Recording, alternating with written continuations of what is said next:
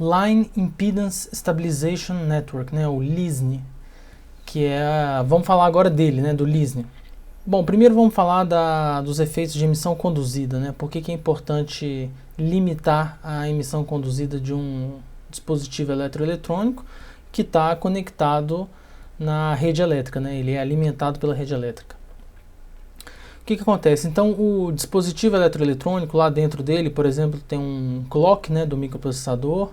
Lá dentro vai ter, então, correntes e tensões que vão estar aí com frequências de, né, centenas de kilohertz, né, dezenas de kilohertz, centenas de kilohertz, megahertz. E, então, isso vai ter uma geração de ruído aí nessa faixa de frequência, né, e esse ruído, então, ele vai se propagar pelo cabo de alimentação do dispositivo, e como o cabo está conectado na rede elétrica, né, então ele vai entrar nas instalações elétricas, né, de onde ele está funcionando, né. O que acontece? A instalação elétrica, elas são, né, dezenas de metros de condutores, né, espalhados aí nas paredes, né, na prumada, então são condutores aí com comprimento significativo. Esses condutores aí longos, de dezenas de metros, eles têm uma característica que eles funcionam como uma antena, né? É uma antena indesejável, né? Mas eles, como eles estão longos, né, se assemelha a uma antena. E aí o que acontece? A emissão conduzida do dispositivo, então, ela vai ser depois, né, subsequentemente irradiada através desses condutores da instalação. Isso, então, como os condutores são longos, eles facilitam, né, eles promovem uma emissão muito mais significativa. Então, a emissão conduzida tem que ser controlada no dispositivo, né? Ela tem que ser limitada, contida ali no dispositivo. As correntes, então, essas correntes ruidosas que vão trafegar pelos condutores, né? Elas têm que ser limitadas. Os limites dessas correntes são dados em dB microvolt, né? Que é a unidade de tensão. Por que isso acontece? Porque o LISNE ele tem uma saída em tensão. Notem o seguinte, eu já vou apontar aqui o componente. Notem o seguinte, olha, aqui tem um resistor R1 do LISNE, né? E aqui tem os 50 ohms aqui representando,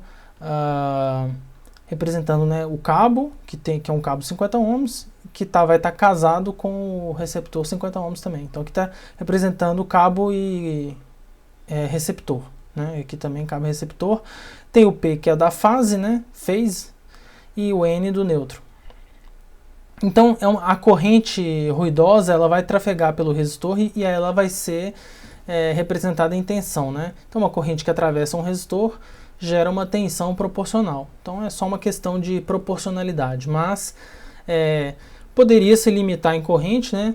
Digamos que teríamos normas limitando a corrente ruidosa que trafega nos cabos de alimentação, mas é equivalente você criar normas em tensão e a corrente trafega pelo resistor, né, e se transforma em tensão. Então por que tem o LISNE, né? Por que tem tanto componente aqui dentro, né? Para que precisa de tudo isso e não apenas, por exemplo, um resistor? Bom, o que acontece o LISNE, né? Ele tem alguns objetivos, né? Um dos objetivos do LISNE é bloquear ruído vindo da rede, né? É aquela mesma ideia do Oates ou da câmara semianecoica. Ele tem um papel análogo aqui. Ele tem que isolar o ruído do produto para a gente poder fazer a medição correta, fazer a medição apenas do ruído que vem do produto e poder quantificar corretamente isso. Então o LISNE ele vai bloquear ruídos que já existem na rede para não chegarem no equipamento de medição, né? Então aqui tem filtros, né, vindo da rede. Outro objetivo do LISNE é garantir que a impedância da rede seja a mesma para qualquer teste, né? Então, por exemplo, diferentes redes elétricas vão ter diferentes impedâncias, né? Não tem como a gente assumir que, visto da tomada, né, a impedância da rede vai ser a mesma em qualquer lugar do mundo, né? Os testes têm que ser reproduzíveis, né? Tem que ser possível repetir resultados em diferentes locais do mundo. Então, uma espécie de padronização ou normatização, né, da impedância da rede. Então, o LISNE ele apresenta uma impedância de 50 ohms ao longo de uma ampla faixa de frequência e ele faz com que, então, independente da impedância da rede, a impedância vai ser conhecida, né? Conhecida e de valor 50 ohms. Imagina, a gente não sabe qual que é a impedância que o transformador lá da rua tá inserindo aqui, né, visto da gente, qual que é a impedância de todo o cabo, né, depende se é uma casa, se é um prédio comercial, residencial, as bitolas do cabo, como é que eles estão instalados, né, os comprimentos. Então, assim, é razoável assumir que a impedância é muito variável nas redes elétricas, né. Então, o Leasing está ali para garantir essa padronização da impedância da rede. Então vamos falar aqui um pouco de componente por componente. Notem o seguinte, olha, temos aqui o indutor L1, né? Tem tanto para a fase quanto para o neutro, né? Dois componentes, né? Tem o L1 do neutro e o L1 da fase aqui, né? Então aqui, ó, 2AC Power Net, né? Então aqui vai ser a tomada do equipamento, né? Vai ser conectado na rede elétrica. Notem o seguinte, olha, a rede elétrica, ela pode ter lá seu nível de ruído, ele vai ser bloqueado aqui pelo L1, né? O L1, o indutor, ele tem uma impedância que cresce com a frequência, né? Então o L1 ele é um bloqueio do ruído que vem aqui da rede em direção ao produto. Aqui tem o Product Under Test, né? Produto sob testagem aqui, né? O produto que está sendo testado. Então o ruído não chega lá, o L1 ajuda, né, a bloquear ruído vindo da rede aqui, tanto pela fase quanto pelo neutro, né? Mais um componente que ajuda nesse sentido são os capacitores, aqui C2, olha. O capacitor, ao contrário do indutor, ele tem uma impedância que diminui com o aumento da frequência. Então, ruídos aqui de alta frequência, eles vão vir e vão enxergar um caminho de baixa impedância pelo capacitor C2 e vão ser aterrados aqui, né? Então, o C2 aqui é visto como um caminho de baixa impedância para frequências, né? Quanto maior a frequência, menor a impedância dos capacitores C2. Então, L1 bloqueia e C2 oferece um caminho para o ruído ser aterrado aqui. Tem aqui o capacitor C1, ele bloqueia componentes, tá aqui o capacitor C1, eu estou desenhando aqui, ele bloqueia componentes DC, né, componentes de corrente contínua, vão para o receptor. Então, ele só deixa passar aqui, variável, né, tensão variável, então ele vai bloquear, vai deixar passar o ruído vindo do produto, né, veio o ruído do produto, ele vai passar pelo capacitor e vai para o receptor aqui, né.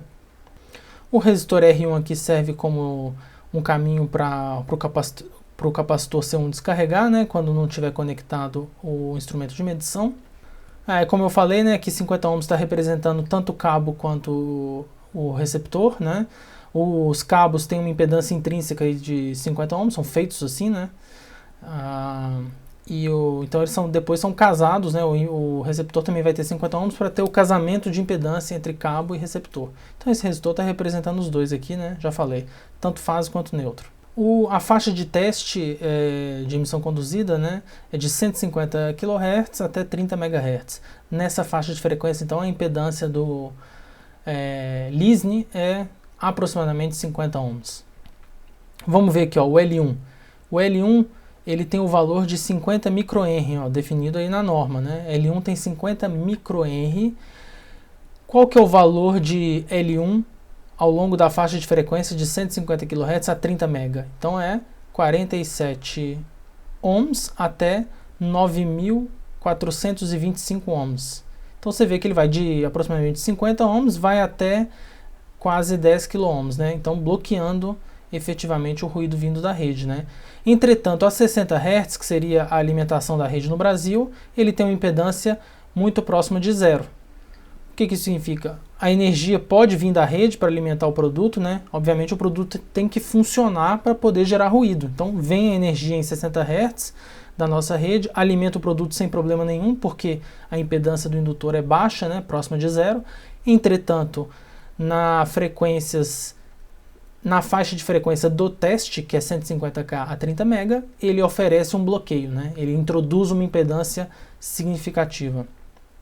Vamos ver aqui o capacitor C2, então ele é, pela norma aí, 1 microfarad, o capacitor C2. Vamos lá, a impedância do capacitor C2 em 150 kHz vale 1,06 ohms, e em 30 MHz vale praticamente zero aqui, né? 5 miliohms. Ou seja, ele é um caminho de baixíssima impedância para ruídos vindo da rede, né? O ruído vem, enxerga essa impedância aí de menos de 1 ohm e desce aqui então até o terra, né? Entretanto, na frequência de 60 Hz, que é a alimentação da rede, ele tem uma impedância grande aí, ó, 2.653 ohms. O que significa? Então, a energia de 60 Hz ela não é aterrada, né? Ela tem que passar, ela não pode fluir para o terra, ela flui para o produto. Então, o capacitor C2 não deixa ela fluir para o terra, pelo menos naquele ramo ali, né? O capacitor C1, ele tem aí de 10 ohms até aproximadamente 0 ohms, né? 0,05, 50 miliohms, na faixa de frequência de testes, né? Então, ele permite que os possíveis, né, os eventuais ruídos do produto fluam aqui pelo capacitor C1 e vão até o analisador de espectro, né? Entretanto, aí, ó, a 60 Hz, que seria a frequência da rede, ele tem uma impedância aí de 26 kΩ, né? Enorme a impedância. Então, ele não deixa que a energia da rede flua para o analisador de espectro, né, o receptor. Então, acho que ficou claro, né, a questão do Lisner, né, a razão dele existir. Ele é o análogo de uma câmara semianecoica para o teste de emissão conduzida, né? Porque ele bloqueia o ruído externo e isola então o ruído do produto e joga esse ruído, né? Deixa o ruído fluir até o analisador de espectro.